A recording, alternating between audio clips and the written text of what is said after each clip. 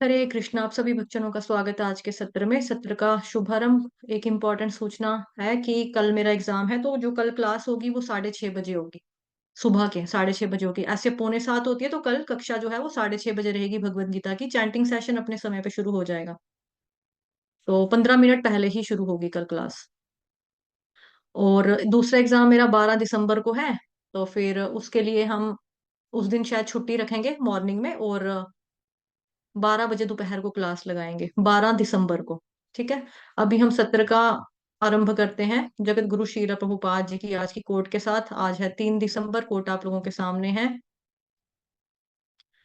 मैं भगवान को देखता हूँ और इसीलिए उन्हें प्रसाद चढ़ाता हूँ। क्या वे उन्हें नहीं देख पाते? उन्हें मेरे पास आना चाहिए, जिससे कि जिससे मैं उनकी आंखें खोल सकूं। वे अंधे हैं और मोतियाबिंद से पीड़ित हैं। मैं उनका ऑपरेशन करूंगा और फिर वे देख पाएंगे। लॉस एंजलिस 3 दिसंबर 1973। जगत गुरु श्रील प्रभुपाद की जय। हरे कृष्ण माता जी, पंचांग प्रणाम। हरे कृष्ण माता जी, पंचांग प्रणाम। हरे कृष्ण सभी भक्तों को पंचांग प्रणाम। जगत गुरु श्रील प्रभुपाद की जय। श्रीमद् भगवद गीता यथारूप की जय। भगवद गीता चैप्टर 6 ध्यान योग, वर्स नंबर 20, 21, 22 और 23। सबसे पहले 21। यत यत्र उपरमते चित्तम निरुद्धम योग सेवया यत्र चैव आत्मना आत्मानं पश्यन् पश्यन् आत्मनि तुष्यति। Verse number 21। सुखम आत्यंतिकम यत तत्बुद्धिग्राह्यम अति इंद्रियम वेत्ति यत्र न च एव अयं स्थितः चलति तत्वतः यं लब्ध्वा च अपरं लाभं मन्यते न अधिकं तथ यस्मिन् स्थितः न दुःखेन गुरुणा अपि विचाल्यते तम विद्यात् दुःख संयोग वियोगम योग संगीतम। अनुवाद। सिद्धि की अवस्था में, जिसे समाधि कहते हैं, मनुष्य का मन योगाभ्यास के द्वारा भौतिक मानसिक क्रियाओं से पूर्णतया संयमित हो जाता है। इस सिद्धि की विशेषता ये है कि मनुष्य शुद्ध मन से अपने को देख सकता है और अपने आप में आनंद उठा सकता है। उस आनंदमयी स्थिति में वह दिव्य इंद्रियों द्वारा असीम दिव्य सुख में स्थित रहता है और इस प्रकार स्थापित मनुष्य कभी सत्य से विपथ नहीं होता और इस सुख की प्राप्ति हो जाने पर वह इससे बड़ा कोई दूसरा लाभ नहीं मानता। ऐसी स्थिति को पाकर मनुष्य बड़ी से बड़ी कठिनाई में भी विचलित नहीं होता। यह निस्संदेह भौतिक संसर्ग से उत्पन्न होने वाले समस्त दुखों से वास्तविक मुक्ति है। माता जी तात्पर्य। जी माता जी। तात्पर्य। जगत गुरु श्रील प्रभुपाद द्वारा श्रील प्रभुपाद की जय। योगाभ्यास से मनुष्य भौतिक धारणाओं से क्रमशः विरक्त होता जाता है। यह योग का प्रमुख लक्षण है। इसके बाद वह समाधि में स्थित हो जाता है, जिसका अर्थ यह होता है कि वह दिव्य मन तथा बुद्धि के द्वारा योगी अपने आप को परमात्मा समझने का भ्रम ना करके परमात्मा की अनुभूति करता है। योगाभ्यास बहुत कुछ पतंजलि की पद्धति पर आधारित है। कुछ अप्रामाणिक भाष्यकार जीवात्मा तथा परमात्मा में अभेद स्थापित करने का प्रयास करते हैं और अद्वैतवादी इसे ही मुक्ति मानते हैं, किंतु वे पतंजलि की योग पद्धति के वास्तविक प्रयोजन को नहीं जानते। पतंजलि पद्धति में दिव्य आनंद को स्वीकार किया गया है, किंतु अद्वैतवादी इस दिव्य आनंद को स्वीकार नहीं करते, क्योंकि उन्हें भ्रम है कि इससे कहीं उनके अद्वैतवाद में बाधा ना उपस्थित हो जाए। अद्वैतवादी ज्ञान तथा ज्ञाता के द्वैत को नहीं मानते, किंतु इस श्लोक में दिव्य इंद्रियों द्वारा अनुभूत दिव्य आनंद को स्वीकार किया गया है। इसकी पुष्टि योग पद्धति के विख्यात व्याख्याता पतंजलि मुनि ने भी की है। योग सूत्र में अध्याय 3 श्लोक संख्या 34 में महर्षि कहते हैं, पुरुषार्थ शून्यानां गुणानां प्रति प्रसवः कैवल्यम स्वरूप प्रतिष्ठा व चित्त शक्ति रीति। यह चित्त शक्ति या अंतरंगा शक्ति दिव्य है। पुरुषार्थ का तात्पर्य धर्म, अर्थ, काम और अंत में पर ब्रह्म से तादात्म्य का मोक्ष है, तादात्म्य या मोक्ष है। अद्वैतवादी पर ब्रह्म से इस तादात्म्य को कैवल्यम कहते हैं, किंतु पतंजलि के अनुसार कैवल्यम वह अंतरंगा शक्ति या दिव्य शक्ति है जिससे जीवात्मा अपनी स्वाभाविक स्थिति से अवगत होता है। भगवान चैतन्य के शब्दों में यह अवस्था चेतो दर्पण मार्जनम अर्थात मन रूपी मलिन दर्पण का मार्जन करना यानी कि शुद्धि है। यह मार्जन वास्तव में मुक्ति या भव महादावाग्नि निर्वापणम है। प्रारंभिक निर्वाण सिद्धांत भी इसी नियम के समान है। श्रीमद् भागवतम महापुराण में खंड ये स्कंद 2 अध्याय 10 श्लोक संख्या 6 में इसे स्वरूपेण व्यवस्थिति कहा गया है। श्रीमद् भगवत गीता के इस श्लोक में भी इसी की पुष्टि हुई है। निर्वाण के बाद आध्यात्मिक कार्यकलापों की या भगवत भक्ति की अभिव्यक्ति होती है, जिसे कृष्ण भावना मृत कहते हैं। भागवत महापुराण के शब्दों में स्वरूपेण व्यवस्थिति ही यानी जीवात्मा का वास्तविक जीवन यही है।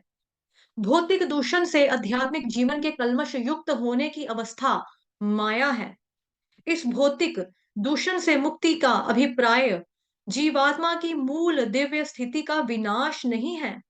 पतंजलि भी इसकी पुष्टि इन शब्दों से करते हैं, कैवल्यम स्वरूप प्रतिष्ठा व चित्ती शक्ति रीति। यह चित्ती शक्ति या दिव्य आनंद ही वास्तविक जीवन है। इसका अनुमोदन वेदांत सूत्र में स्कंद 1 अध्याय 1 श्लोक संख्या 12 में इस प्रकार हुआ है, आनंदम्यो भयासात। यह चित्ती शक्ति ही योग का परम लक्ष्य है और भक्ति योग द्वारा इसे सरलता से प्राप्त किया जाता है। भक्ति योग का विस्तृत विवरण 7वें अध्याय में किया जाएगा। इस अध्याय में वर्णित योग पद्धति के अनुसार समाधियां 2 प्रकार की होती हैं, संप्रज्ञात और असंप्रज्ञात समाधियां।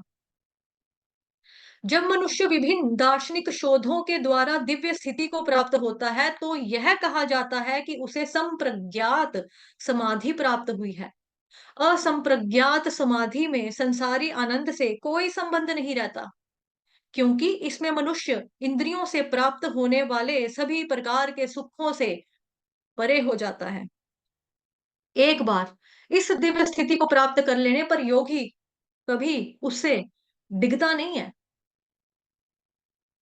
जब तक योगी इस स्थिति को प्राप्त नहीं कर लेता तब तक वह असफल रहता है।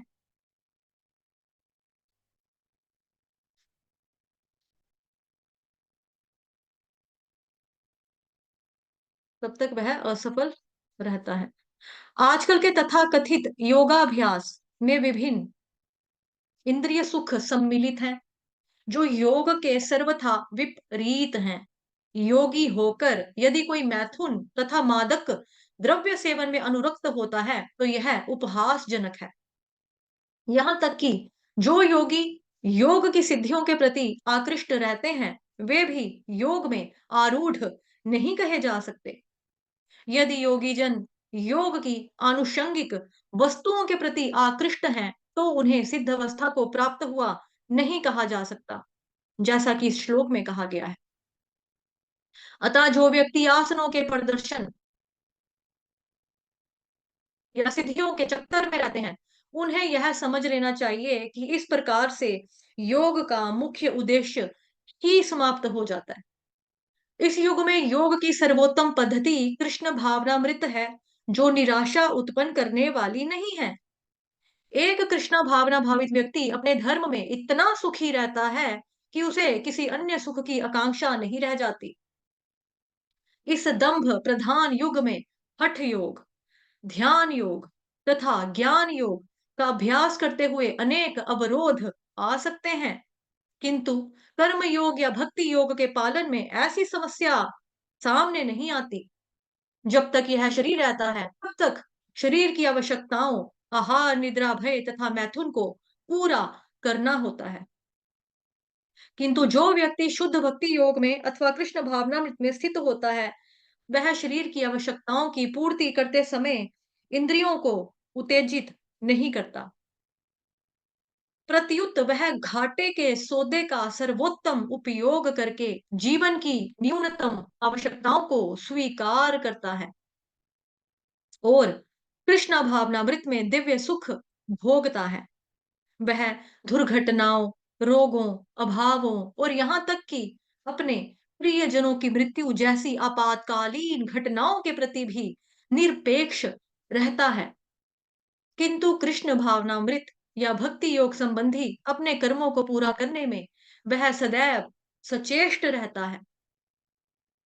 दुर्घटनाएं भी दुर्घटनाएं उसे कर्तव्य पथ से विचलित नहीं कर पाती, जैसा कि श्रीमद् भागवत महापुराण श्रीमद् भगवत गीता के दूसरे अध्याय के श्लोक संख्या 14 यानी 14 में कहा गया है, आगम अगा आगमापायिनो नित्यास्तां तितिक्षस्व भारत। वह इन प्रासंगिक घटनाओं को सहता है क्योंकि वह भली भांति जानता है कि ये घटनाएं ऐसे ही आती जाती रहती हैं और इनसे उसके कर्तव्य पर कोई भी प्रभाव नहीं पड़ता। इस प्रकार वह योगाभ्यास में परम सिद्धि प्राप्त करता है। जगत गुरु श्रील प्रभुपाद की जय। तो आज का श्लोक, क्योंकि एक्चुअली 4 श्लोक इकट्ठे हैं तो तात्पर्य भी काफी लंबा हो गया, लेंथी हो गया और इसका ट्रांसलेशन जो है वो भी थोड़ा सा लंबा है। माता जी करवाना है पहले आपने? माता जी कोई बात नहीं, आप करवा लीजिए। सिद्धि की अवस्था में जिसे समाधि कहते हैं, मनुष्य का मन योगाभ्यास के द्वारा भौतिक मानसिक क्रियाओं से पूरी तरह से संयमित हो जाता है। जिन लोगों के पास श्रीमद् भगवत गीता, वैसे सभी के पास हार्ड कॉपी है, प्लीज उसको लेकर बैठे और मैं हाईलाइट करवाती हूँ कुछ पॉइंट्स, उसको हाईलाइट करो। ठीक है, 4 श्लोकास इकट्ठे हैं, इकट्ठा तात्पर्य है, लेंथी है। प्लीज आप लोगों से रिक्वेस्ट है कि सभी भक्तजन जो है भगवत गीता यथारूप साथ में हार्ड कॉपी लेकर बैठिए। ठीक है, तो थोड़ा सा कुछ कुछ मार्क करवाने वाला है, वो मैं मार्क करवा देती हूँ आपको। तो सबसे पहले आप मार्क करो यहाँ पर, शुद्ध मन से अपने को देख सकता है। इस चीज को हाईलाइट कर लो, शुद्ध मन से अपने आप को देख सकता है। सिद्धि की अवस्था में जिसे समाधि कहते हैं, मनुष्य का मन योगाभ्यास के द्वारा भौतिक मानसिक क्रियाओं से पूरी तरह से संयमित यानी कि कंट्रोल्ड हो जाता है। इस सिद्धि की खासियत यानी कि विशेषता यह है कि मनुष्य शुद्ध मन से अपने को देख सकता है। ठीक है, और वह अपने आप में आनंद उठा सकता है। उसके बाद आप हाईलाइट करो और यहाँ से, कहाँ गया मेरा कर्सर, यहाँ से, और अपने आप में आनंद उठा सकता है। उस आनंदमय स्थिति में वह दिव्य इंद्रियों को सॉरी इंद्रियों द्वारा असीम दिव्य सुख में स्थित रहता है। इंद्रियां, इंद्रियों को हाईलाइट करो यहाँ से। ठीक है, मैंने भी अपनी बुक में हाईलाइट किया हुआ है, तो वहीं से मैं देख देख के आपको बता रही हूँ साथ साथ में। इंद्रियों को हाईलाइट करो, फिर असीम दिव्य सुख को हाईलाइट करो, असीम दिव्य सुख को हाईलाइट करो, इसको हाईलाइट करो। या फिर हाईलाइट नहीं करना है, ये जैसे आप पेंसिल से अंडरलाइन भी कर सकते हो। ठीक है, जिसके पास ये हाइलाइटर नहीं है, ऐसे करके ऊपर से करने के लिए पेंसिल से अंडरलाइन मारो वहां। ठीक है, असीम दिव्य सुख को अंडरलाइन करेंगे।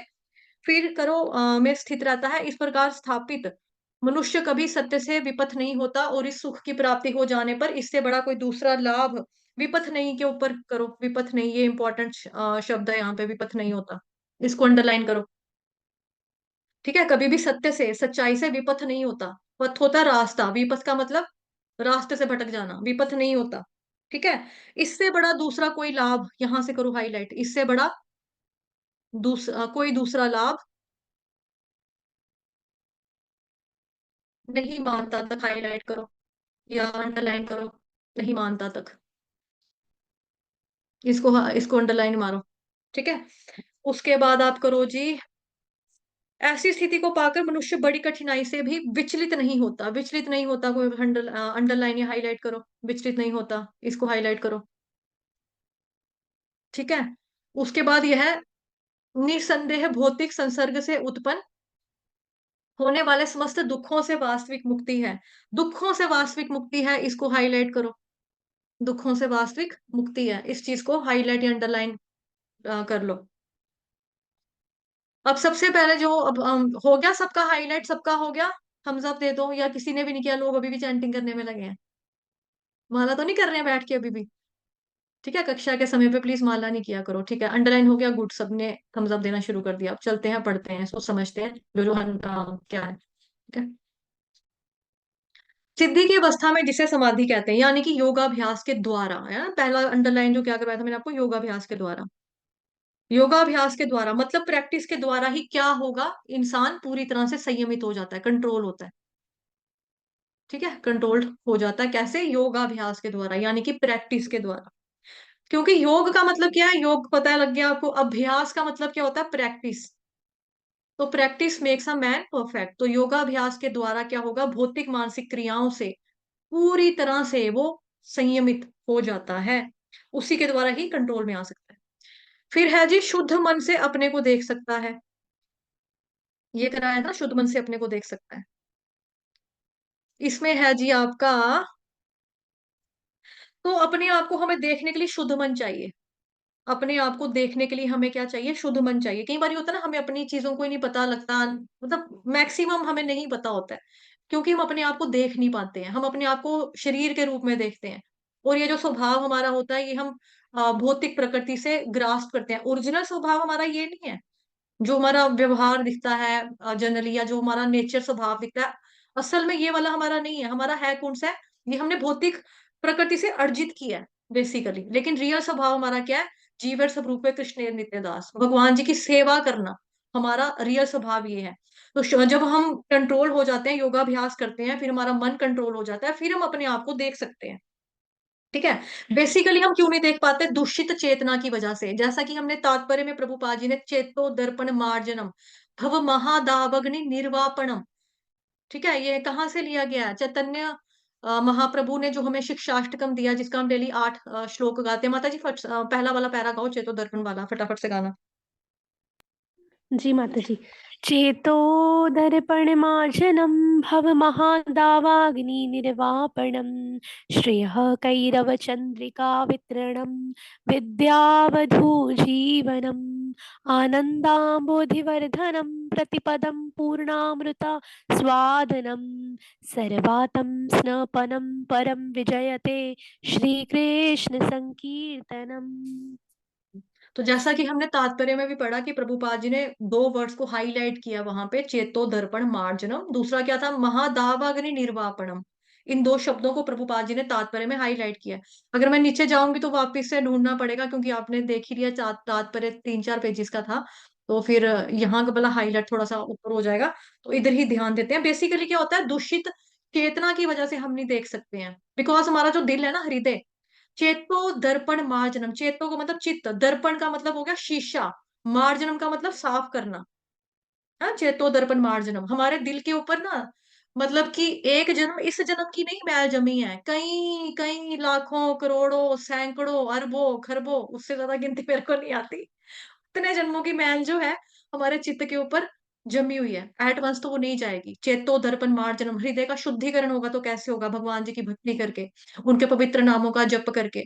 कौन आपको सिखाता है कैसे भक्ति करनी है, भक्तों का संग आपको बताएगा, परमाणी गुरु महाराज जी की जब आप शरण में जाओगे। लेकिन नो डाउट परमाणी गुरु महाराज जी की शरण में जाने के लिए भी आपको किसी वैष्णव के सहारे की, उनके उनका उनकी शरण की जरूरत पड़ती है। उसके बिना नहीं होता, जब तक वो कृपा नहीं करेंगे।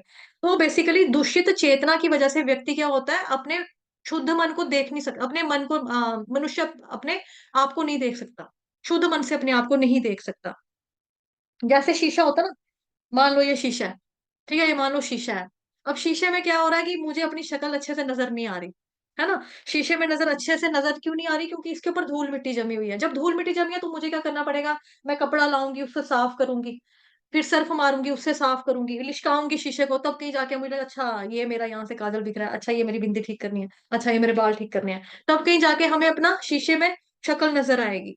क्योंकि धूल मिट्टी होगी वहां पे, या शीशे के ऊपर गंदगी किसी भी तरह की जमी होगी, तो हम अपना चेहरा, खुद का अपना अक्स, अक्स उर्दू में बोलते हैं, अपने अपनी छवि नहीं देख सकेंगे। शक्ल नहीं देख सकेंगे हम शीशे के अंदर। तो अगर हमने अपने आप को क्लियरली देखना है तो हमें शीशा साफ करना पड़ेगा। उसी तरह से हृदय रूपी शीशा, चेतो दर्पण मार्जनम, इसको देखने के लिए, हमें साफ करने के लिए क्या है? हरे कृष्ण महामंत्र रूपी झाड़ू मारनी है। हरे कृष्ण महामंत्र रूपी हमें झाड़ू मारनी है। जितना झाड़ू हम फेरेंगे, जितना झाड़ू हम फेरेंगे, उतनी ज्यादा सफाई होगी हमारे चित्त का, उतनी ज्यादा शुद्धि होगी हमारे दिल की, है ना? तभी करके हम शुद्ध मन से अपने आप को देख सकेंगे। तो हमें हरे कृष्ण महामंत्र का ज्यादा से ज्यादा मात्रा में, अधिक से अधिक मात्रा में जप करना चाहिए। ठीक है। तो वही है कि हमारा जो चित्त है ना, उसका मानसिक पटल है बेसिकली। जब तक ऊपर, उसके ऊपर मानसिक पटल में है क्या है, मतलब इस शीशे, जैसे ये वाले शीशे पे तो धूल थी, मिट्टी थी, या कई बार जंग लग गया, पानी के छिट्टे पड़े, जैसे हम कई बार मुंह धोते हैं, वॉश बेसिन में शीशा लगा होता है, हमने ऐसे ऐसे करके पानी से मुंह धोया, साबुन लगाया, मुंह धोया, तो वो वाले छिट्टे पूरे यहाँ चले जाएंगे शीशे के ऊपर। शीशे पे जाकर इतना इतना एरिया, स्टार्टिंग वाला आप देखोगे वहां पे ना व्हाइट व्हाइट सा हो जाएगा। आप उसमें अपनी शक्ल देखने की ट्राई करोगे, आपको शक्ल ही नजर आएगी। तो बेसिकली ये क्या है? मानसिक पटल के ऊपर क्या होता है? भौतिक इच्छाएं, संसारिकता, अहंकार, इन चीजों की इतनी सारी लेयर्स होती हैं, इतनी सारी लेयर्स होती हैं। उसके बाद और भी बड़ी सारी होती हैं, काम, वासना, क्रोध, लोभ, मोह, मात्सर्य, अहंकार, ठीक है, घृणा, जेलसी, जितने भी इमोशन होते हैं सारे थिक थिक थिक थिक ऐसे ऐसे करके आके बैठ जाते हैं। जैसे होता है ना कि आपने छोटे तो वो खेलते थे ना हम, रॉकेट होता था, रॉकेट के ऊपर एक बम लगाते, ये पटाखा लगाते थे गोल वाला, उस पर दीवार पे मारते थे ठा करके, ऐसे ही कर करके, घृणा ठा, ठीक है, फिर आ गया जी एंग्री ठा, इमोशन, अगला कौन सा बताया मैंने आपको, ये काम वासना, ठल, फिर उसके बाद उसी तरह से ऐसे ठल ठल ठल ठल ठल ठल करके हमारे पूरे दिल के ऊपर ना टक टक टक टक टक टक इतने सारे छप जाते हैं, सोचो कितने सारे छप जाते हैं। एकदम से इनको हटाना तो नहीं हो, एक जन्म का नहीं, कई सैकड़ों करोड़ों लाखों अरबों जन्मों का ये चल रहा है, मतलब कि ये चल रहा है। तो हम अपनी वास्तविक छवि, जीवन स्वरूप है कृष्णेर नित्यदास, हम आत्मा है भगवान, हम शरीर नहीं है, हम आत्मा है, बेसिक हो गया। उससे थोड़ा सा हाई लेवल वाला क्या हो गया? जीवन स्वरूप है कृष्णेर नित्यदास, कि हम भगवान जी के दास हैं या हम भगवान जी की दासी हैं। हमारा सेवा करना धर्म है। नौकर का फर्ज क्या होता है? सेवा करना भगवान की, अपने मालिक की खिदमत करना। तो हम खिदमत क्या मतलब, खिदमत भी उर्दू वर्ड है, सेवा, है ना, सेवा करना। तो वही चीज। तो इतनी सारी लेयर्स जो है हमारे चिपकी हुई हैं, तो हम कहाँ से देखेंगे अपनी शक्ल, अपने आप को हम कहाँ से देखेंगे? शुद्ध मन होगा कहाँ से? हमारा नहीं होगा, है ना? तो इसीलिए हम अपने आप को नहीं देख सकते कि हम वास्तव में हैं कौन। तो जैसे जैसे मन हमारा शुद्ध होगा, वैसे वैसे हम देख सकेंगे, क्योंकि भौतिक इच्छाओं से उसके बाद मतलब हम नहीं देख पाएंगे ना अपने आप को, कि मैं शरीर नहीं हूं, मैं आत्मा हूँ, ये चीज कि मैं कृष्ण की दासी हूँ। बिकॉज होता क्या है कि जो हमारी भौतिक इच्छा होती है ना, भौतिक इच्छा सबसे ज्यादा मेन यही होती है खराबी, भौतिक इच्छाओं की लेयर। क्योंकि इच्छाओं का काम क्या है? एक इच्छा पूरी करोगे, दूसरी वाली इसका मुंह खोल के आ जाएगी। ठीक है। तो मतलब होता ही नहीं है, कभी भी इंसान को संतुष्टि मिलती नहीं है कि भाई मैंने ये चीज कर ली, अब मेरा ये वाला हो गया, अब रिलैक्स, ठीक है, कूल, रिलैक्स हो गया। उसको चाहिए ये दिल मांगे मोर, ये दिल मांगे मोर, ये दिल मांगे मोर, है ना? उसको ये होता है कि जैसे कल मैंने आपको एग्जांपल दिया था, एक छोटा बच्चा है, वो मतलब उस बच्चे का काम क्या है? मुझे ये ले दो, मुझे वो ले दो, मेरे को ये चाहिए, मेरे को वो चाहिए, ये दिला दिए तो वो दे दो। उसका यही काम है। जैसे छोटा बच्चा पहले गया जी, देखा मम्मा, वो देखो गली में आइसक्रीम वाला आया है, मुझे आइसक्रीम लेके दो, आइसक्रीम दिला दी। ठीक है, मम्मा गली में बैलून वाला आया है, मुझे बैलून लेके दो, बैलून दिला दिया। मम्मा गली में बाजा वाला जा रहा है, मुझे बाजा लेके दो, बाजा लेके दे दिया। मम्मा वहां पे क्या हो रहा है, वो देखो बड़ा शोर दिख रहा है, वहां बच्चे खेल रहे हैं, मुझे लेके चलो।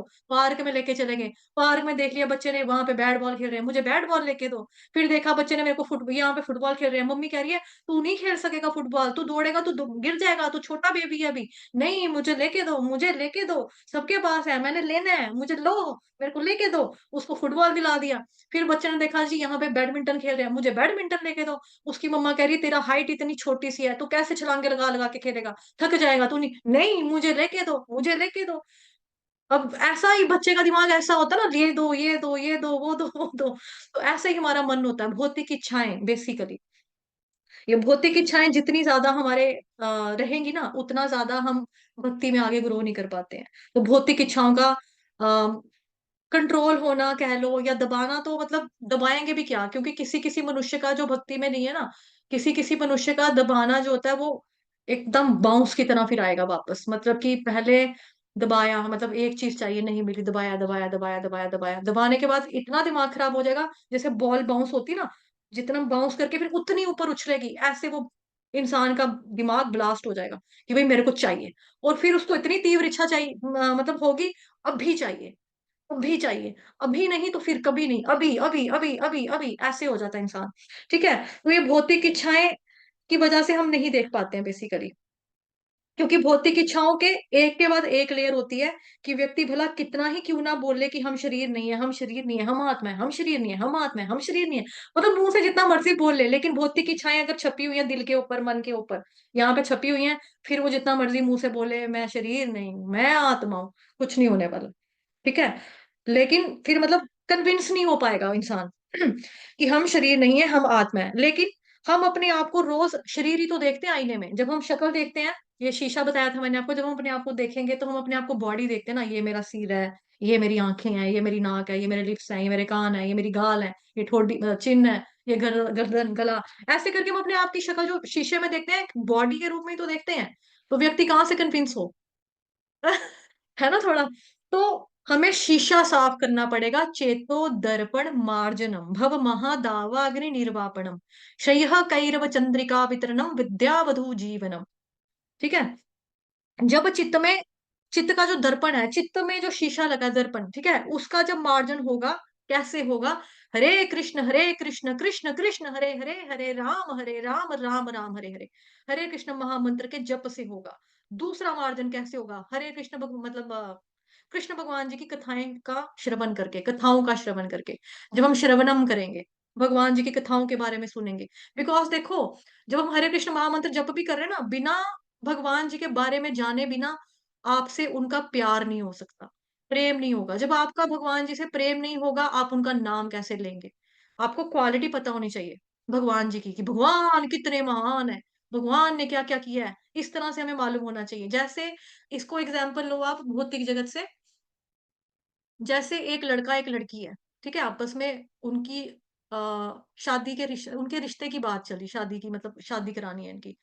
तो पहले क्या होता है कि जो लड़का होता है उसको लड़की की क्वालिटीज़ के बारे में बताया जाता है, लड़की को लड़के के क्वालिटीज़ के बारे में बताया जाता है, कि लड़का जो है ना अच्छा लड़का है, अच्छा पढ़ा-लिखा है, अच्छा कमाता है और फ्रेंड सर्कल भी उसका अच्छा है, पढ़े-लिखे लोगों के बीच में वो बैठता है और उसको थोड़ा घूमने का भी शौक है, मम्मा-पापा का बड़ा फेथफुल है, माँ-बाप से बड़ा प्रेम करता है। फिर लड़की सोचेगी अच्छा ये फैमिली ओरिएंटेड पर्सन है, माँ-बाप को चाहता है, दैट मीन्स कल को अगर कभी मुझे भी मेरी मम्मा-पापा को पीछे देखना पड़ेगा तो ये लड़का कभी मुझे मना नहीं करेगा, क्योंकि ये मम्मी-पापा क्या होते हैं इसको मालूम है, कि हर बच्चे के लिए माँ-बाप क्या होते हैं इसको पता है, तो ये हमें कभी नहीं रोकेगा।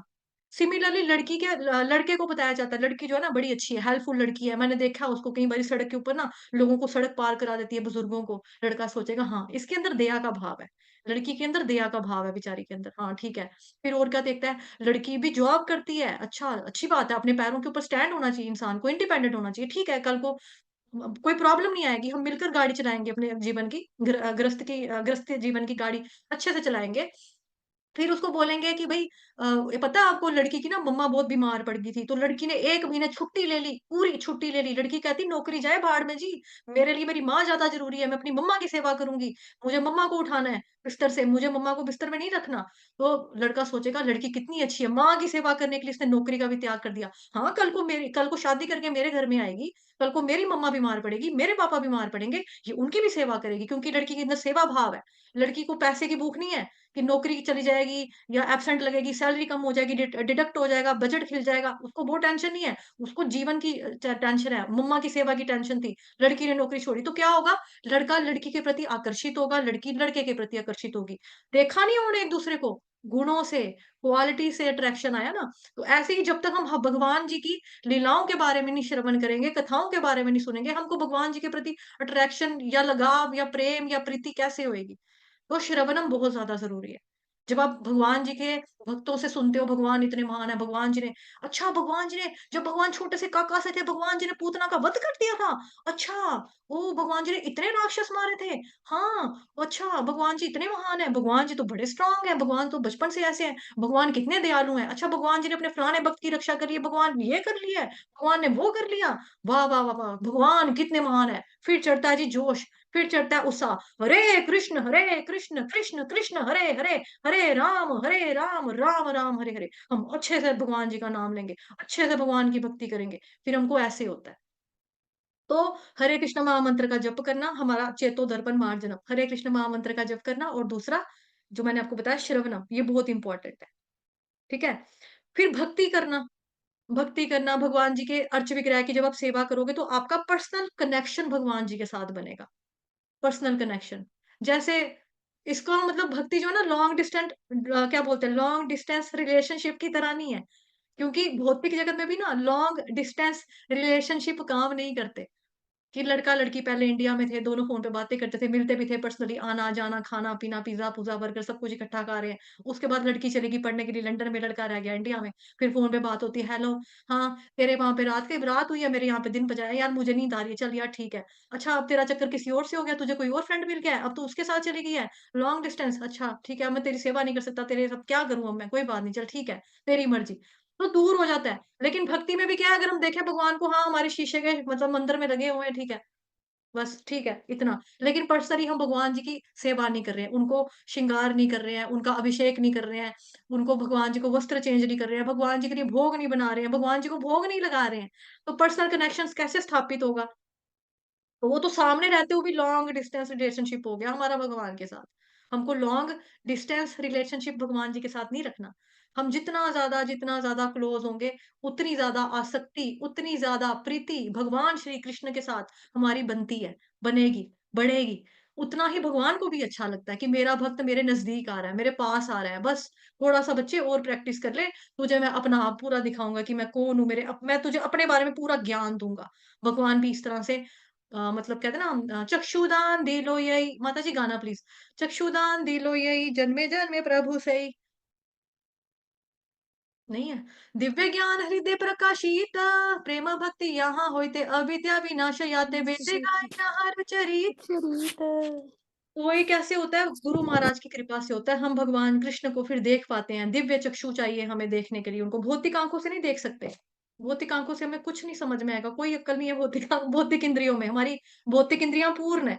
तो भगवान कृष्ण को कैसे करना है हमें मतलब उन पहले जप करना है, फिर कथाएँ का श्रवण करना है, भक्ति करनी है, श्रवण, कीर्तन करना है। फिर हमारा उनसे बनेगा प्रेम वगैरह और फिर चेतो दर्पण मार्जनम, हमारा मन भी शुद्ध हो जाएगा। हम जितना जितना देखो जितना ये भगवान है, ये हम हैं। जितना ज़्यादा हम भगवान जी के क्लोज़ होंगे, उतनी ज़्यादा भौतिक आसक्तियों से हम दूर होते जाएँगे। ठीक है? सिंपल सी बात है। जितना ज़्यादा भगवान के करीब आएँगे, उतना ज़्यादा भौतिक इच्छाओं से, आसक्तियों से भौतिक, ठीक है? या अंट-शंट जो काम, वासना, क्रोध, लोभ, मत्सर ये जो चिक-चिक चीज़ें चलती रहती है, टिन-टिन, टिन-टिन इन सब से हम परे होते जाएँगे। ठीक है? ऑफ़ कोर्स यहाँ पर क्या बताया जा रहा है? योगाभ्यास के द्वारा। प्रैक्टिस चाहिए इसके लिए ना योगाभ्यास के द्वारा, ये बताया जा रहा है। तो वैसे भी अष्टांग योग की जो विधि है कि अष्टांग योग के बाद मतलब परमात्मा के दर्शन करिए, फिर उसके बाद भगवान श्री कृष्ण की भक्ति में लगिए और फिर वैकुंठ में जाइए। कि भक्ति करते हम लोग आगे बढ़ते हैं। हम लोग आगे बढ़ते हैं, है ना? और मतलब उसमें मतलब अष्टांग योग जो है ना जैसे उसमें भी कुछ रूल्स एंड रेगुलेशंस हैं। ऐसा नहीं है कि उधर भी कुछ रूल रेगुलेशन नहीं है, वहाँ पे भी रूल रेगुलेशंस हैं, उसका हम इस्तेमाल कर सकते हैं, भक्ति में आगे बढ़ने के लिए। सो ध्यान योग को भक्ति योगियों के द्वारा निग्लेक्ट नहीं किया जा सकता। इसमें कई सारे इंडिकेशंस हैं, कई सारे इंस्ट्रक्शंस हैं। इंस्ट्रक्शंस को निर्देश है ना, कई सारे निर्देश हैं, रेगुलेशंस वगैरह ये सब कुछ है। तो वास्तव में ये जो चीज़ें होती हैं ना रूल्स रेगुलेशंस ये हमको हमारी हेल्प करने के लिए बनाए जाते हैं।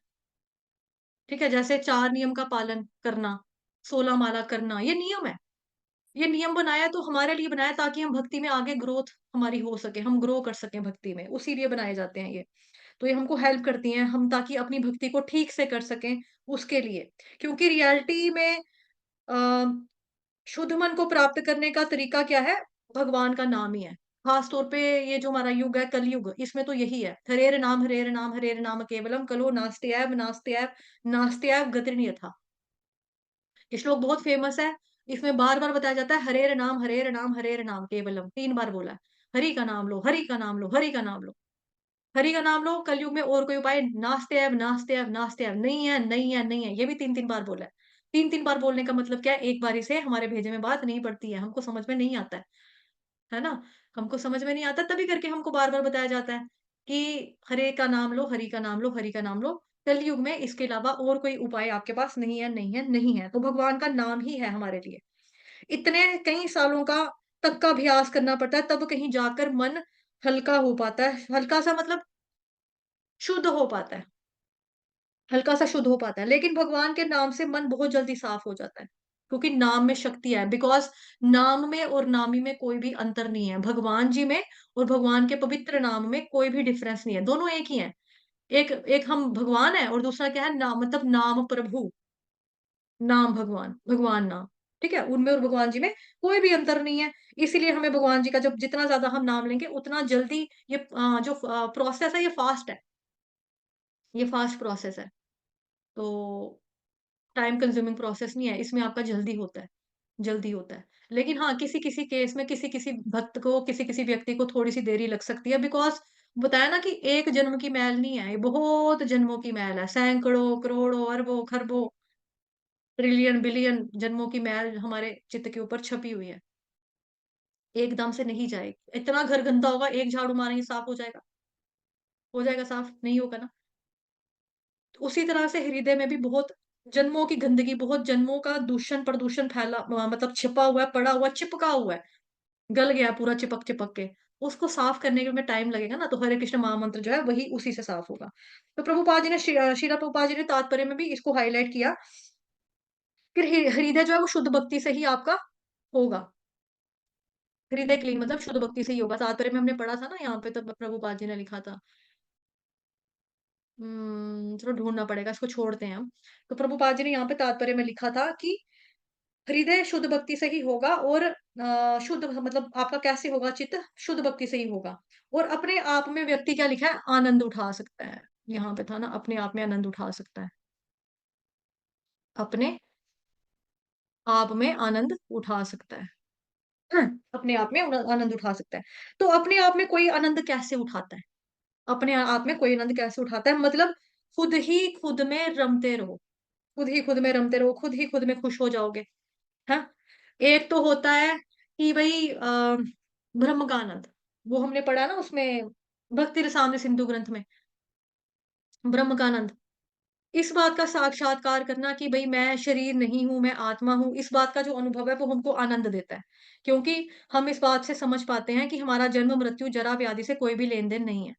बिकॉज़ हमने जब श्रीमद् भगवत गीता 2nd चैप्टर पढ़ा था ना, उसमें भी इसके बारे में डिटेल से चर्चा की थी कि हम अगर अपने आप को जब तक बॉडी मान रहे हैं ना, जब तक हम अपने आप को शरीर मान रहे हैं, तब तक हम डरे ही रहेंगे, तब तक हम डरपोक ही बने रहेंगे। कोई भी आके मेरे को मार सकता है, कोई भी आके मेरे को जला सकता है, कोई भी आके मेरे को काट सकता है, कोई भी आके मेरे टुकड़े-टुकड़े करके तालाब में फेंक सकता है, कोई भी मेरे को पानी में डुबोकर मार सकता है, कोई भी मेरे को सुखाकर मार सकता है। और जब हम अपने आप को सोच लेते हैं कि हम आत्मा हैं, आत्मा के बारे में हमने क्या पढ़ा था? क्या क्या उसके गुण पढ़े थे? आत्मा को ना जलाया जा सकता है, ना काटा जा सकता है, ना शस्त्र से मारा जा सकता है, ना खंड-विखंड किया जा सकता है, ना भिगोया जा सकता है, ना डुबोया जा सकता है, ना सुखाया जा सकता है, ना जलाया जा सकता है। तो जब हम अपने आप को आत्मा मानेंगे तो ये चीज़ है मुझे कोई भी नहीं मार सकता, मुझे कोई भी नहीं जला सकता, मुझे कोई भी कुछ नहीं कर सकता। तो अपने आप में शक्ति देने वाली चीज़ है ये। लेकिन दूसरी तरफ मैं शरीर हूँ, मेरे को कोई भी मार देगा। मैं बाहर निकलूँगी मुझे गोली मार देंगे, मैं बाहर निकलूँगी मेरे को चाकू मार देंगे, मेरे को छत से धक्का देके मार देंगे, मेरे को पानी में डुबो के मार देंगे, तो मैं मर जाऊँगी, मैं मर जाऊँगी। तो ये जो है अपने आप में एक हर बार मतलब कि हर पल डर-डर के मरने वाली ज़िंदगी है। हर हर पल डरना, डर-डर के जीना जब तक है। तो बेसिकली जब हम ये समझ जाते हैं जन्म, जरा, मृत्यु, व्याधि इस चीज़ से हमारा कोई लेना-देना नहीं क्योंकि आत्मा बूढ़ी नहीं होती। आत्मा अजर है, अमर है, सनातन है, टनाटन एकदम और हमेशा यंग रहती है, मतलब जवान रहती है। आत्मा बूढ़ी नहीं होती, है ना? तो इससे ब्रह्म आनंद मिलता है। लेकिन इससे भी ऊँचा जो आनंद है, ये है कि आत्मा परमात्मा में आनंद ले। आत्मा परमात्मा के साथ संबंध में आनंद ले। ये हायर आनंद है। जैसा कि मैंने बताया भगवान जी की सेवा करना, जितना हम भगवान जी से क्लोज़ होंगे, उतना ज़्यादा भौतिक आसक्तियों से, भौतिक इच्छाओं से दूर हो जाएँगे, है ना? और हमारा भगवान जी के साथ कनेक्शन कैसे होगा? भगवान जी की सेवा करके स्थापित होगा ना कनेक्शन। तो ये हायर आनंद है, जो भगवान जी हैं। उनकी स्थिति सबसे ऊँची है। तो इसीलिए ये जो है, ये रियल सेल्फ है हमारा। मतलब जीवे स्वरूपे कृष्णे नित्य दास, ये वाला जो है रियल सेल्फ है हमारा। जैसे इंग्लिश में हम छोटे लेटर्स में लिखते हैं एस-ई-एल-एफ। छोटे लेटर्स में लिखा, स्मॉल लेटर्स में लिखा SELF। बड़े लेटर्स में लिखते हैं SELF, बड़ा-बड़ा, SELF, बड़ा-बड़ा लिखा, है ना? तो यहाँ पर जो बात हो रही है, व्यक्ति अपने आप में आनंद उठाता है। यहाँ अपने आप में का मतलब है, जिस तरह से शरीर के अंदर है आत्मा, उस तरह से आत्मा के भी अंदर है परम आत्मा, सुपर सोल, परमात्मा। तो आत्मा जब परमात्मा के साथ संबंध में स्थित हो जाती है, तो टॉप मोस्ट ब्लिस का अनुभव मिलता है। लेकिन इसका मतलब ये नहीं है कि हम परमात्मा हैं। आत्मा आत्मा होती है, परमात्मा परमात्मा होते हैं। मैं हूँ, भगवान भगवान है। आप हो, भगवान भगवान है। ऐसे, ठीक है? हम हैं, मतलब आत्मा आत्मा है, परमात्मा परमात्मा ही है। लेकिन परमात्मा के साथ जुड़ने से आत्मा को आनंद आएगा। लेकिन पहले ये आएगा कि शुद्ध मन में अपने आप को देखना। ऊपर चला गया। शुद्ध मन में अपने आप को देखना, मनुष्य शुद्ध मन में अपने आप को देख सकता है। पहले ये वाला स्टेप होएगा, ठीक है? जब ये कर पाएगा, उसके बाद आएगा आपका कि अपने आप में वो आनंद उठा सकता है। उसके बाद ये वाला चढ़ेगा, ठीक है? फिर है जी, आपको मैंने हाइलाइट करवाया था दिव्य वाला, दिव्य सुख, दिव्य इंद्रियों द्वारा असीम दिव्य सुख में रहता है ना? दिव्य इंद्रियों द्वारा दिव्य असीम दिव्य सुख में रहता है।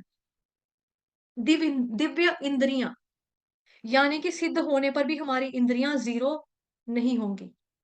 हमारी भौतिक इंद्रियाँ जो हैं वो डिसॉल्व हो जाती हैं, है ना? जब व्यक्ति भौतिक जगत को छोड़ता है, तो सारा जो भौतिक मन, भौतिक इंद्रियाँ हैं, जो खत्म हो जाती हैं। लेकिन आध्यात्मिक, यानी कि जो दिव्य, यानी कि जो स्पिरिचुअल इंद्रियाँ हैं, वो आत्मा के पास रहती हैं। तो इसीलिए जो निराकारवादी हैं, जो निराकारवादी होते हैं, उनके अनुसार आत्मा जब ब्रह्म में पहुँचती है, तो सारी इंद्रियाँ, मतलब कि कोई इंद्रियाँ नहीं रहीं। हाँ, भौतिक इंद्रियाँ नहीं रहती, लेकिन आध्यात्मिक इंद्रियाँ, दिव्य इंद्रियाँ होती हैं। दिव्य इंद्रियों से उसमें उसको, व्यक्ति को क्या मिलता है? दिव्य सुख मिलता है। दिव्य इंद्रियों से दिव्य सुख मिलता है, क्योंकि वो डिवाइन है ना पूरा, इसीलिए दिव्य सुख मिलता है उसको। सो दिव्य सुख में वो स्थित रहता है, मतलब अब वो टेम्पररी सुख नहीं है, वो परमानेंट सुख है। कॉन्टिन्यूअसली, मतलब कि निरंतर, मुसलसल, मुसलसल मतलब लगातार चलने वाला सुख। उर्दू का वर्ड है मुसलसल, मतलब लगातार चलने वाला जो सुख है वो उसको मिलता है। निरंतर लगातार मिलने वाला सुख, ये सुख होता है उसको वास्तव में जो मिलता है दिव्य इंद्रियों से। असीम दिव्य स्थित, असीम का मतलब जिसकी कोई सीमा नहीं है, लिमिटलेस, जिसकी कोई लिमिट नहीं है, जिसकी कोई भी लिमिट नहीं है, दिव्य सुख में स्थित रहता है। इस प्रकार स्थापित मनुष्य कभी भी सत्य से विपथ नहीं होता। ठीक है, अब इसमें पढ़ेंगे इसको। इस प्रकार स्थापित मनुष्य कभी भी सत्य से विपथ नहीं होता, इस सुख की प्राप्ति हो जाने पर और कोई दूसरा लाभ नहीं है। तो इस प्रकार स्थापित मनुष्य कभी भी सत्य से विपथ नहीं होता। अब उसने इससे पहले और भी इससे पहले उसने और भी कई सुख जो है ना वो देखे, मतलब देखे हुए हैं। इंद्रियों का सुख हो गया, किसी चीज़ को टच किया तो हाँ, कितना अच्छा है, कितना मुलायम-मुलायम है। हाँ, गर्मी लग रही है, ओ हो! अब एसी लग गया, कितना अच्छा-अच्छा लग रहा है। ओह! बड़ी ठंड लग रही है, रूम हीटर लग गया, हाँ, कितना गरम-गरम लग रहा है। तो इंद्रियों का सुख तो उसने देखा हुआ है, हर व्यक्ति ने देखा हुआ है। जीभ का सुख देखा हुआ है, नाक का घ्राणे, ये जो इंद्रिय घ्राण, मतलब सूँघने की शक्ति, सूँघने का स्वाद, जिसको मतलब नाक से स्वाद लेना, कि वाह! कितनी अच्छी खुशबू आ रही है, ऐसे। उसने सारे सुख तो लिए हुए हैं, खाने का सुख, चाटने का सुख, सुंदरता को देखने का सुख अपनी आँखों से, दर्शन करने का सुख, मतलब किसी का देखना, मुलायम चीज़ को छूने का, टच करने का सुख, ये सारे इंद्रियों के जो जितने भी सुख हैं, ये उसने लिए हुए हैं, स्वाद चखे हुए हैं। तो ये सब सुख उसने भोगे हैं, इसके ऊपर का सुख क्या है? निराकार का सुख, वो भी जानता है। तो सारे सुखों में सबसे अधिक सुख जो उसको मिलता है, वो है जो सुख उसको भक्ति से मिलता है। ठीक है? भक्ति से मिलने वाला सुख। इसको वो मानता है कि सबसे ऊँचा यही वाला सुख जो है, हमारा सबसे ऊँचा यही सुख है। इस सुख से ऊपर हमारा और कोई भी सुख जो है, वो नहीं है। तो इस एक्सपीरियंस के साथ कन्विक्शन आ जाती है कि इससे और ज़्यादा बड़ा सुख नहीं है, कोई भी नहीं है। ऊँचा स्वाद, ऊँची पसंद। ऊँची पसंद क्या है? कृष्ण की भक्ति। ऊँचा स्वाद क्या है? हरे कृष्ण महामंत्र का जप। भगवान जी के चरणों में चढ़ी हुई तुलसी को सूँघना, भगवान जी को भोग लगाया हुआ, उसको प्रसाद रूप में पाना। ये सारे के सारे ये हायर टेस्ट है, ये ऊँचे स्वाद है। तो जब व्यक्ति समझ आता है कि यार इससे ऊपर कोई भी सुख नहीं है, नहीं है, नहीं है, नहीं है, नहीं है। और साथ में होता क्या है कि जिस जगह के ऊपर हमको आनंद आता है ना, हम वहीं पे रहना चाहते हैं। जहाँ पे हमको आनंद आता है, हम वहीं पे रहना चाहते हैं। जहाँ पे हमें आनंद नहीं आ रहा, वहाँ पर हम रहना नहीं चाहते। इवन रिलेशनशिप्स में भी ऐसा होता है भौतिक जगत में। ठीक है? अगर किसी का कोई गर्लफ्रेंड है, बॉयफ्रेंड है, ये मेरा कहना नहीं मानता, मैंने छोड़ देना है इसको, रहने दे। मैंने इसको इतनी बार मना किया सिगरेट नहीं पीना, फलाने लड़के के साथ मत घूमना, इसके दोस्त मुझे पसंद नहीं है, इसकी कंपनी मुझे पसंद नहीं है। जाता है, ठीक है तो जाए, या तो दोस्तों को रखे या मेरे को रखे, जाए अब उन्हीं उन्हीं के साथ जाए। भौतिक जगत में भी ये चीज़ें नहीं चलती हैं। जहाँ पे आपको आनंद मिलता है, जहाँ पे आप एक पर्सन दूसरे पर्सन को कंफर्टेबल फील करवाता है, वहीं पे व्यक्ति उसके साथ रहना पसंद करता है। इवन जब आप कहीं पे बाहर चले जाते हो घूमने, टूर पे, ट्रैवल पे, ट्रिप पे कहीं जाते हो, वहां पर अगर आपको अच्छा लगता है, मजा आता है, तो आप पोस्टपोन करते हो। अदरवाइज कहते हो यार छोड़ यार, छੱਡ पर यार, क्या करना है। जा रहना तो हमने हफ्ता था, लेकिन जगह पसंद नहीं आ रही है, मन बोर हो गया है, कंपनी अच्छी नहीं लग रही है, निकलो यार यहाँ से। लड़ाई होगी दोस्तों के साथ, चलो यार निकलो यहाँ से। तो चल पड़ते हैं लोग वापस। इंसान की फितरत है कि वो वहीं पे रहना चाहता है जहां पे उसको मिलती है खुशी, जहाँ पे उसको सुख मिलता है, वहीं पे इंसान रहना चाहता है। और यहाँ पे जो बात हो रही है ऊँचे सुख की बात हो रही है ना? जब इंसान को ऊँचे सुख की अनुभूति होती है, तो फिर वो कहता है इससे ऊपर कोई नहीं है, कोई नहीं है, कोई नहीं है, कुछ नहीं है, कुछ नहीं है, कुछ नहीं है। भक्ति योग, भक्ति योग, भक्ति योग, कृष्ण की भक्ति के अलावा कुछ नहीं है, कुछ नहीं है, कुछ नहीं है। फिर व्यक्ति वहीं पे रहना चाहता है, भगवान की भक्ति करना चाहता है। जहाँ पे हमें आनंद नहीं आ रहा होता, वहाँ पे हम नहीं रहते। तो हमारी किसी स्थान में स्थिति बनती है, तो आनंद से बनती है। अगर वहाँ हमको आनंद नहीं आया, तो लोग कहते हैं चल यार कहीं और चलते हैं। जैसे मान लो कोई ब्रह्मचारी था। ठीक है, मान लो कोई ब्रह्मचारी हो, उसको आश्रम में आनंद नहीं आ रहा हो, तो वो आनंद ढूंढने बाहर जाएगा। हालांकि उसको बाहर भी कुछ आनंद मिलने वाला नहीं है, बाहर भी उसको कुछ नहीं मिलेगा। लेकिन अगर किसी को गृहस्थ आश्रम में आनंद नहीं आ रहा होता, तो वो टेम्पल वालों को पूछते हैं कि हम मंदिर ज्वाइन कर लें, मैं मंदिर में आ जाऊं, मंदिर में ही रह जाऊं, घर में तो कोई आनंद नहीं है, हम तो वहां रहते हैं जहां पर हमको आनंद आता है। तो इसीलिए भक्ति में ही आनंद है, वास्तव में यही सच है। और जहां पर आनंद है, व्यक्ति उस पथ से कभी विपथ नहीं होता। ठीक है, ये ऊपर चला गया थोड़ा सा। उस पथ से कभी विपथ नहीं होता, ये रहा, सत्य से कभी विपथ नहीं होता। सत्य क्या है? परम सत्य, कि भाई कृष्ण ही भगवान है, Krishna as the supreme personality of God है, उनकी भक्ति करनी है, इसी में आनंद है, यही वास्तविक सच्चाई है, इसके अलावा और कोई सच्चाई नहीं है, नहीं है, नहीं है। भगवान जी की भक्ति में ही परम सुख है। इस सत्य से वो कभी विपथ डगमगाता नहीं है, हिलता डुलता नहीं है, आगे पीछे नहीं होता, टिक जाता बंदा, विपथ नहीं होता, भटकता नहीं है। ठीक है, रास्ता उसका यही हो जाता है भक्ति वाला। फिर है इससे बड़ा वह कोई दूसरा लाभ नहीं मानता। सुख की प्राप्ति हो गई उसको, ठीक है, इससे बड़ा उसको कोई दूसरा लाभ, इससे बड़ा कोई दूसरा लाभ नहीं है। ठीक है, कोई दूसरा लाभ नहीं मानता।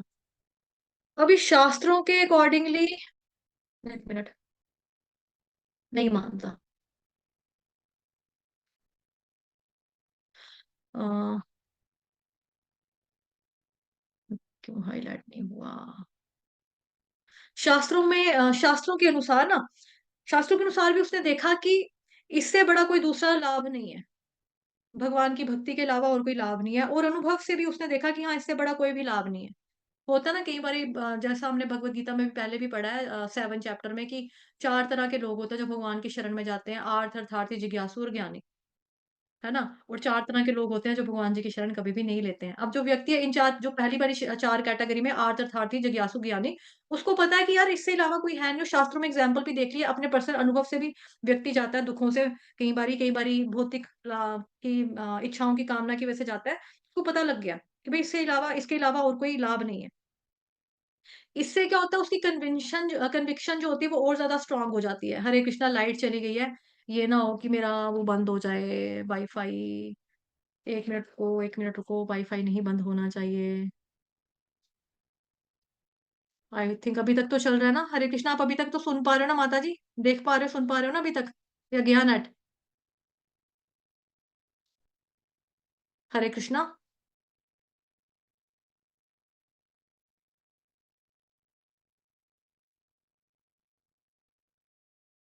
God in this computer.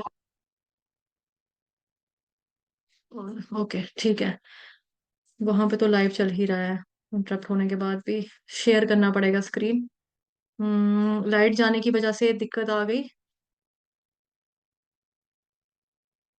हम्म, ठीक है।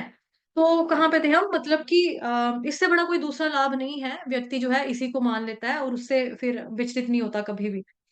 अब जो डिस्ट्रैक्शंस भी आती हैं उसके सामने, भौतिक इच्छाएं भी अगर आ गई, आसक्ति भी आ गई, या कोई ऐसी चीज जो उसको किसी जमाने में किसी समय पर बहुत ज्यादा पसंद थी, अब वो सामने आ भी गई है, तो उसको फर्क नहीं पड़ता। उसको फर्क नहीं पड़ता। फिर यहाँ पे लिखा है जी, ऐसी स्थिति को पाकर मनुष्य बड़ी से बड़ी कठिनाई में भी विचलित नहीं होता। यह निस्संदेह भौतिक संसर्ग से उत्पन्न होने वाले समस्त दुखों से वास्तविक मुक्ति है। अब जो उसका मन है वो फिक्स हो गया बेसिकली, उसका गोल फिक्स हो गया है। अब उसको क्लियर है, क्योंकि अब मन में और गोल दोनों मन मन जो है ना, मन के अंदर गोल फिक्स हो गया, स्थित हो गया कि इसके अलावा और कोई नहीं है। ठीक है। ऐसे में उसके पास कुछ कठिनाइयां भी अगर आती हैं तो उसको फर्क नहीं पड़ता, क्योंकि उसका मन जो है वो स्टेबल हो गया ना। किसी मुश्किल ऐसी स्थिति को पाकर मनुष्य बड़ी से बड़ी कठिनाई में भी विचलित होता है, बड़ी से बड़ी कठिनाई में भी विचलित नहीं होता। उसको चीजें जो है ना वो डिस्टर्ब नहीं करती। अब उसका माइंड डिस्ट्रैक्ट नहीं होता, चीजें उसको डिस्टर्ब नहीं करती, बिकॉज वो फिक्स हो गया है, गोल भी सेट हो गया कि भाई मैंने गोलोक वृंदावन धाम जाना है, हायर गोल, ऊंचा स्वाद, हरे कृष्ण महामंत्र का जप, भगवान जी की भक्ति, इस तरह से उसको हो जाता है। ठीक है। फिर तो बीच बीच में हवाएं चलती रहेंगी, जैसा कि कल के श्लोक में ही था ना माता जी वो वाला, जिसमें दीपक का एग्जाम्पल था। दीपक जलाओ तो हवा उसको डिस्टर्ब करती है, फिर वो रोशनी जो होती है दीपक की ऐसे ऐसे हिलती जुलती रहती है। उसी तरह से मन जो है हमारा स्थिर नहीं हो पाता अगर उसमें भौतिक इच्छाएं चलती रहेंगी, है ना। तो ये हमने कल भी देखा था। तो ऐसे में क्या होगा कि व्यक्ति जो है, हवाएं चलेंगी तो जो मन है वो यहाँ वहां नहीं जाएगा, वो स्टेबल हो जाएगा, हो गया हुआ स्टेबल, इसलिए प्रैक्टिस से हो चुका हुआ वो। लेकिन जिसका मन भगवान में लग जाता है, ऐसा व्यक्ति जो है वो कठिनाइयों में कभी भी विचलित नहीं होता है। उसको कठिनाइयों से फर्क भी नहीं पड़ता, और मुसीबतों से विचलित नहीं हो रहा, आ रहा है चलो देख लेंगे, चलो देखोगा देखा जाएगा, चल देखेंगे क्या है, जैसी भगवान की मर्जी, बिकॉज वो उसने कृष्ण भगवान जी की पूर्ण रूप से शरणागति ले ली हुई है। ठीक है। वो अनुकूलस्य वाला श्लोक आता ना, किसको आता, कौन गाएगा? अनुकूल, गाओ भावे प्रभु जी। माता जी इसको करना अनम्यूट, को मैं ही करती हूँ। हरि भक्ति विलास का जो श्लोक है, शरणागति के 6 स्तर जिसमें बताए हैं, शरणागति, हाँ प्रभु जी गाइए। जी अनंता जी। अन, अन, अन, अनुकूलस्य संकल्पः प्रतिकूलस्य वर्जनम् रक्ष्यतीति विश्वासो गोप्तत्वे वर्णं तथा आत्मरक्षेण कार्पण्ये षड्विधा शरणागतिः। तो शरणागति की उसने ले लिया हुआ कि कृष्ण जो है वो मेरे रक्षक है, पालन है, पालनहार है, मेरे पालनहार है, सभी के पालनहार है, तो वो कुछ भी ऐसा कभी मेरे ऊपर कठिनाई आएगी तो भगवान बैठे हैं ना संभालने के लिए, तो वो संभाल लेंगे। जैसे एक छोटा बच्चा होता है तो वो कहता है ना कि मेरे पापा आएंगे ना, देखना तुझे मुक्का मारेंगे, देखना मेरे पापा आएंगे ना जब तुझे फेंक देंगे, देखना। तो बच्चे को पता है मेरे पीछे मेरे पापा हैं, मेरी बैक है मेरे पापा, तो कोई भी प्रॉब्लम आएगी तो वो पापा देख लेंगे। और भी चीजें होती हैं कि जैसे बच्चे को खाने की टेंशन नहीं है, मेरे पापा ले देंगे। कुछ खिलौना है उसकी टेंशन है, मेरे पापा लेकर देंगे, मेरे पापा देख लेंगे। जो स्कूल में जाना है, पीटीएम है, मीटिंग है, मेरे पापा देख लेंगे। आप पे मैडम से बात कर लेंगे, सर के पास चले जाएंगे। तो बच्चा क्या होता है, पापा के ऊपर डिपेंडेंट है, बिकॉज शरणागति है कि उसको पता है कि मेरे पापा बैठे हैं देखने के लिए। ऐसी भक्त को पता है कि परमपिता श्री कृष्ण भगवान बैठे हैं देखने के लिए, उनको पता है, वो संभाल लेंगे, है ना। तो व्यक्ति बड़ी से बड़ी कठिनाई में भी कभी विचलित नहीं होता। जैसे कोरोना वायरस था, बड़े सारे जो लोग थे वो बाहर काम करते थे, लेकिन जब होम वर्क फ्रॉम होम हो गया, या फिर कई वक्तों कई लोगों की जो नौकरी थी वो चली भी गई थी, तो बच्चे फैमिली के पास चले गए थे वापस, तो उनके माँ बाप ने उनको देखा ना, मम्मी पापा ने उनका खाने का ध्यान रखा, दवाई का ध्यान रखा, तो मम्मी पापा संभाल लेते हैं। ऐसे ही वो मतलब जब हम भक्ति करते हैं तो परमपिता श्री कृष्ण भगवान संभाल लेते हैं, उनको पता है, उनको सब पता है ना। वो मतलब उनसे बड़ा कौन रक्षक है हमारा, कोई भी नहीं ना। इसीलिए तो शीला प्रभुपाद जी को 1922 में इंस्ट्रक्शंस मिली थी उनके गुरु महाराज जी से, लेकिन वो कभी भी पथ से विचलित नहीं हुए थे। उनका टाइपराइटर चोरी हो गया, है ना, उनका मर्डर करने की कोशिश की, उनके ऊपर अटैक हुआ, एक हिप्पी था ड्रग्स लेकर आ गया था शीला प्रभुपाद जी को, जैसे मैंने बताया था, ऐसे ऐसे करके दौड़ा पूरा कमरे में, ऐसे ऐसे करके दौड़ा। प्रभुपाद जी ने बोला तुम्हें क्या हो गया, ये तुम क्या कर रहे हो, तो प्रभुपाद ने अपना सामान उठाया, निकल गए थे।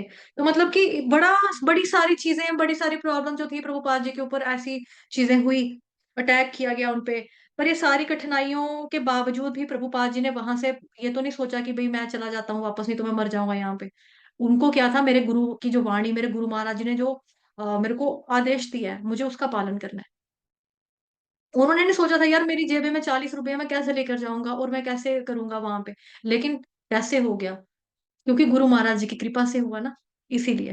तो ये चीज है, ये सारी कठिनाइयां जो थी, उनको पता लगा कि भाई हाँ, पर ये सारी कठिनाइयों में जहां पर उनका रहने का स्थान नहीं है, खाने का स्थान नहीं है, लोग तमोगुनी है। एक मैंने आपको वो भी सुनाया था कि प्रभुपाद जी को दवाई खानी थी एक बार, तो प्रभुपाद जी टैक्सी से कहीं पे जा रहे थे, उनके पास खाने के लिए कुछ नहीं था और खाली पेट वो दवाई नहीं खा सकते थे। तो जो ड्राइवर था टैक्सी का, उसके पास एप्पल था, सेब था, तो प्रभुपाद जी ने बोला कि कैन आई हैव इट, क्या मैं इसको ले सकता हूँ? तो उसने बोला yes Swami ji, sure you can have, now you can have it. उसने बोला हाँ मैं आपको सेब दूंगा, लेकिन उससे पहले खुद काटा, मुंह से खुद खा लिया, फिर जूठा सेब प्रभुपाद जी को दिया। तो मतलब, और प्रभुपाद जी जहाँ पे रहते थे, तो वहां पर सेम फ्रिज के अंदर नॉन वेज भी पड़ा हुआ है, वेज भी पड़ा हुआ है, लेकिन प्रभुपाद जी को फर्क नहीं पड़ा, विचलित नहीं हुए, क्योंकि वो अनन्य भक्त हैं, कृष्ण के ऊपर उनको पूर्ण विश्वास है, अपने गुरु महाराज जी की वाणी के ऊपर उनको पूर्ण विश्वास है कि भाई वो लेकर आए हैं, वही करेंगे, जैसे गुरु महाराज ने बोला, ठीक है, जैसे भगवान जी की आज्ञा, ठीक है, इस तरह से। तब भी प्रभुपाद जी को मतलब कन्विक्शन है कि कृष्ण जो है वो मेरे साथ है, इतनी सारी मुसीबतों के बावजूद भी उनको है इस चीज का कि भाई कृष्ण भगवान मेरे साथ हैं, मेरे साथ हैं। बिकॉज देखो आपने सुना है, आपको पता ही होगा कि प्रभुपाद जी अपने साथ भागवतम महापुराण भी लेकर गए थे, कि मेरे साथ मैं कृष्ण को लेकर, कृष्ण भगवान मेरे साथ चल रहे हैं, क्योंकि भागवतम महापुराण में और भगवान जी में कोई फर्क नहीं है, एक ही बात है, दोनों एक है, तो वैसा। तो इसीलिए प्रभुपाद जी को ये कन्विक्शन थी, भगवान प्रभुपाद जी को ये एहसास था, और पक्के थे वो, दृढ़ थे। तो वो अपनी भक्ति से, अपने पथ से कभी विचलित नहीं हुए, कभी हिले डुले नहीं, है ना। उनका स्ट्रगल जो था वो कितना था, उनको कोई दिक्कत नहीं हुई, प्रभुपाद जी आगे बढ़ते रहे, बढ़ते रहे, बढ़ते रहे, बढ़ते रहे, बढ़ते रहे, बढ़ते रहे, बढ़ते रहे, बढ़ते रहे, बढ़ते रहे, आगे बढ़ते रहे। और प्रभुपाद जी ने जो हरे कृष्ण आंदोलन चलाया, जो हरे कृष्ण का न्यूयॉर्क में पहली बार जो प्रभुपाद जी ने बैठ के कीर्तन किया, उस कीर्तन के माध्यम से कितने सारे लोगों के हृदय परिवर्तित हुए। और उसी कृष्ण हरे कृष्ण आंदोलन से आज भी कितने सारे लोगों के हृदय परिवर्तित हो रहे हैं, और आने वाले समय में भी परिवर्तित होते रहेंगे। ये है अनन्य शुद्ध भक्त की मतलब एक वो खासियत, कि कितनी कितनी ऊंची हस्ती है, कि मतलब कि उनके द्वारा चलाया गया, मतलब अभी तक शुद्धिकरण हो रहा, आगे भी होता रहेगा, हम रहेंगे भी नहीं तब भी होता रहेगा, हमारी कितनी पीढ़ियां आ जाएंगी तब भी होता रहेगा। तो ये हरे कृष्ण महामंत्र की खासियत, प्रभुपाद जी जैसे अनन्य भक्त शुद्ध भक्त इतना सारा ग्रंथों में लिख कर गए हैं, इतना सारा देकर गए हैं, है ना। तो हमने खाली पढ़ना ही है, प्रभुपाद जी का संग ले रहे हैं हम, उनकी तात्पर्यों के माध्यम से, भगवान जी का संग ले रहे हैं उनके श्लोकों के माध्यम से, है ना। हम पढ़ ही रहे हैं, कर रहे हैं, सीख रहे हैं। तो फिर कठिनाइयों का सामना प्रभुपाद जी ने किया बहुत सारा, लेकिन फिर भी वो अपने पद से जो थे वो डगमगाए नहीं, विचलित नहीं हुए। फिर यहाँ पे लिखा है, निस्संदेह भौतिक संसर्ग से उत्पन्न होने वाले समस्त दुखों से वास्तविक मुक्ति है। निस्संदेह भौतिक संसर्ग से उत्पन्न होने वाले समस्त दुखों से वास्तविक मुक्ति है। इसके बारे में थोड़ा सा अभी जानते हैं, ये क्या है। निस्संदेह, ओहो चला गया ऊपर। निस्संदेह का मतलब विदाउट एनी डाउट, कोई शक नहीं है इसमें, निस्संदेह, डाउट नहीं है क्या, भौतिक संसर्ग से उत्पन्न होने वाले समस्त दुखों से वास्तविक मुक्ति है। तो व्यक्ति को बोला जाता है जीवन मुक्त, है ना। मतलब ऐसे व्यक्ति को क्या बोला जाता है, जीवन मुक्त व्यक्ति। वो आपको दिखता तो है, जैसे प्रभुपाद जी हैं, जैसे जो गुरु महाराज जी होते हैं, वो लोग हमें दिखते तो है हमारी तरह, नहा रहे हैं, धो रहे हैं, खा रहे हैं, पी रहे हैं, चल रहे हैं, फिर रहे हैं, उठ रहे हैं, ट्रैवल कर रहे हैं, दवाई खा रहे हैं, बीमार हो रहे हैं, लेकिन वास्तव में वो मुक्त आत्मा है, हम बद्ध आत्मा है। जो जीव आत्मा जो हम लोग है ना, हम लोग बद्ध आत्मा है, हम लोग तमो ये प्रकृति के 3 गुण है, इनके अंदर हम बंधे हुए हैं। लेकिन जो गुरु महाराज होते हैं वो नहीं बंधे होते। तो ऐसा व्यक्ति क्या है, उसको पता लग जाता है भाई कि भाई वो मुक्त आत्मा है, ठीक है। ऐसा व्यक्ति हमारे बीच में उठता चलता फिरता खाता पीता हमको प्रतीत होता है, लेकिन जीवन मुक्त है वो। उसको ये सारे भौतिक संसार के जितने कला क्लेश होते हैं, ठीक है, ये चकाचौंध जो जिंदगी होती है ना, फ्लैशी जिंदगी, ग्लैमर ग्लैमरस लाइफ जो होती है, ये वाली फ्लान ढींग, ये उसको आकर्षित नहीं करती। उनको simple simple simple simple simple simple living and high thinking. High thinking क्या है, हाई टेस्ट क्या है, भगवान की भक्ति। ये ये है उनका जैसे भौतिक जगत में आती है ना, ऊंची स्वाद ऊंची पसंद, क्या ऊंचा पसंद ऊंची स्वाद, यहाँ पे ऊंचा स्वाद कृष्ण की भक्ति, कृष्ण का नाम ही है। ऊंची स्थिति क्या है, हाई स्टेज भक्ति, यही है और कुछ नहीं है इसके अलावा। तो वास्तव में दुखों के मतलब कि ये चकाचौंध बेसिकली क्या होता है, जो उससे प्रभावित हो जाता है ना, ये अब आने वाले टाइम पे हमको दुख ही देते हैं।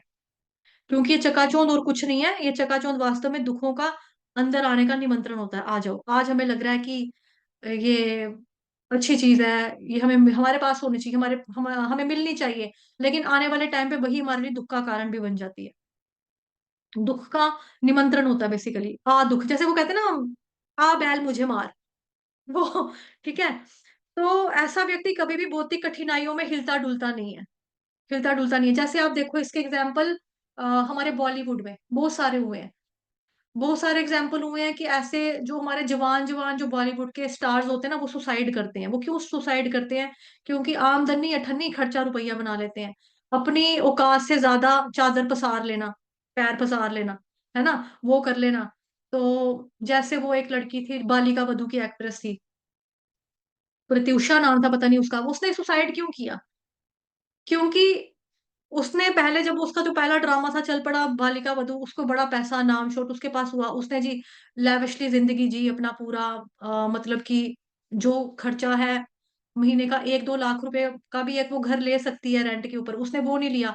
उसने पॉश कॉलोनी में बंगला वगैरह लेना, ठीक है, वहां पे जाके उसने रहना। तो फिर उसके बाद काम मिलना बंद हो गया बॉलीवुड में, मतलब कि ये ड्रामों में, टीवी सीरियल में काम मिलना बंद हो गया। काम मिलना बंद हो गया तो सोचे खाऊं कहाँ से, कमाऊं कहाँ से, काम नहीं है, पैसा नहीं है, स्टेटस, मेरा स्टैंडर्ड के ऊपर फर्क पड़ेगा, मुझे पार्टीज में जाना है, क्लब्स में भी जाना है, ये भी करना है, वो भी करना है। लड़की ने सुसाइड कर ली, सुसाइड कर ली। क्योंकि जो उसको जिंदगी जीने की आदत पड़ गई थी ना, जब वो उसको वापस नहीं, वो नहीं हो रही थी, नहीं पॉसिबल हो पा रहा था, उसने मर लिया।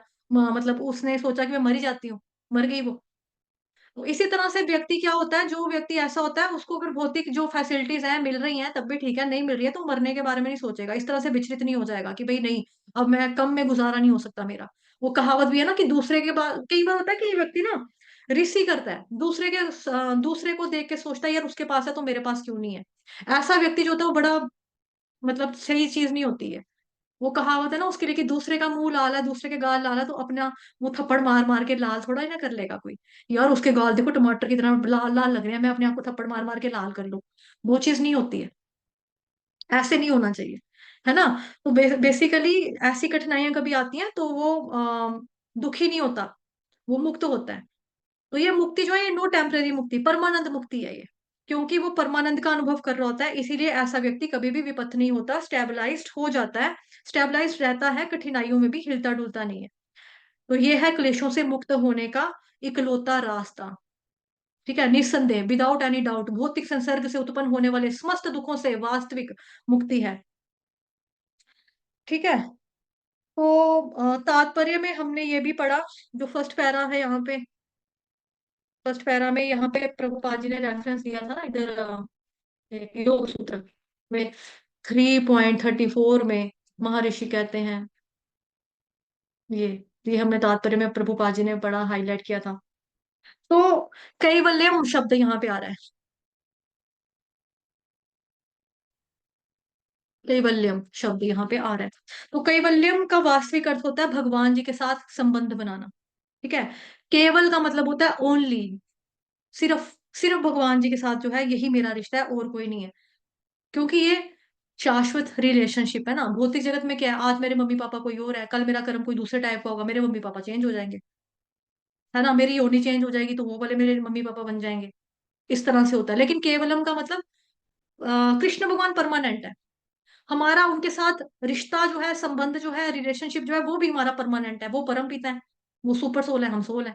वो परम पिता है, हम सेवक हैं, है ना, इस तरह से। तो यही मेरा रिश्ता है, बाकी सारे रिश्ते वो निभा रहा होता है, हालांकि क्योंकि उसको वो उसके कर्मों के अनुसार मिला है, उनको वो निभा रहा होता है। लेकिन उसमें कनेक्शन, उसमें जान नहीं रहती। केवलम का मतलब केवल और केवल भगवान श्री कृष्ण से संबंध रखना, केवल और केवल, केवलम, ठीक है। और प्रभुपाद जी ने तात्पर्य के अंदर और भी चीजें हाईलाइट की थी, यहाँ पर हम पढ़ते हैं, यहाँ पे पढ़ा था ना, संप्रज्ञात समथिंग, असंप्रज्ञात, ढूंढो ढूंढो ढूंढो ढूंढो, कहाँ गया कहाँ गया कहाँ गया कहाँ गया। ये रहा, इस अध्याय में बननी थी ये चीजें आगे। ये भी प्रभुपाद जी ने तात्पर्य में अपने हाईलाइट किया है, ठीक है। संप्रज्ञात और असंप्रज्ञात समाधि। तो बताया योगपतियों के अनुसार समाधियां दो प्रकार की होती हैं, एक होती है संप्रज्ञात और दूसरी होती है असंप्रज्ञात समाधियां। तो संप्रज्ञात समाधि होती है जिसमें कोई वस्तु चाहिए होती है, लाइक किसी चीज के ऊपर मेडिटेट करना, किसी चीज के ऊपर मेडिटेट करने के लिए मतलब वस्तु समाधि। वस्तु समाधि, आप किसी चीज के ऊपर ध्यान लगा सको। तो एक होता है मन में, मन में करना, मन में आप पर्टिकुलर किसी चीज के ऊपर अपना ध्यान लगा रहे हो, केंद्र करके रख रहे हो, तो वो भी संप्रज्ञात समाधि का ही एक पार्ट माना जाता, हिस्सा है। लेकिन इससे भी जो एडवांस समाधि होती है, उसमें आपको किसी भी वस्तु की जरूरत नहीं होती, किसी वस्तु की जरूरत नहीं होती। आप समाधि में हैं क्योंकि आप स्वाभाविक रूप से कृष्ण भगवान जी के साथ कनेक्टेड हैं। असंप्रज्ञात समाधि उसको बोलते हैं, असंप्रज्ञात समाधि, जिसमें ऑटोमेटिकली बाय डिफॉल्ट हम जो हैं पहले से ही कृष्ण भगवान जी के साथ कनेक्टेड हैं, स्वाभाविक रूप से, नेचुरल रूप से, जीवन स्वरूप कृष्ण नित्यदास, इस तरह से असंप्रज्ञात समाधि जो है उसको बोला जाता है। तो ये समाधि की हायर स्टेज है, असंप्रज्ञात समाधि। तो जब कोई व्यक्ति इस प्रकार की समाधि में लीन हो जाता है, ऐसा व्यक्ति जो है वो दुख से परे चला जाता है, कभी कठिनाइयों की वजह से कभी भी वो विचलित नहीं होता। वैसी भी परिस्थितियां, मतलब कैसी भी परिस्थितियां उसकी जिंदगी में आती रहे, उसको कोई फर्क नहीं पड़ता, क्योंकि उसको पता है कृष्ण बैठे हैं देखने के लिए। या फिर वो कहता है कृष्ण की मर्जी, जैसी भगवान जी की मर्जी, एक तो ये, और दूसरा कृष्ण बैठे हैं ना देखने के लिए, राखे कृष्ण मारे के, मारे कृष्ण राखे के। तो उसको ये चीज पता है। और तीसरी चीज उसको ये भी पता है, भोक्ता राम यज्ञ तपसाम सर्वलोक महेश्वरम। 5वें अध्याय का 29 नंबर का श्लोक माता जी गाओ। हरे कृष्णा माता जी। हम्म, हरे कृष्ण माता जी। 5वें अध्याय का 29वां नंबर का श्लोक गाओ, भोक्ता राम यज्ञ तपसाम। जी माता जी।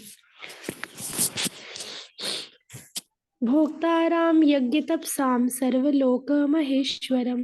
हम्म। माता जी आगे नहीं आ रहा माइंड में। अच्छा चलो ठीक है।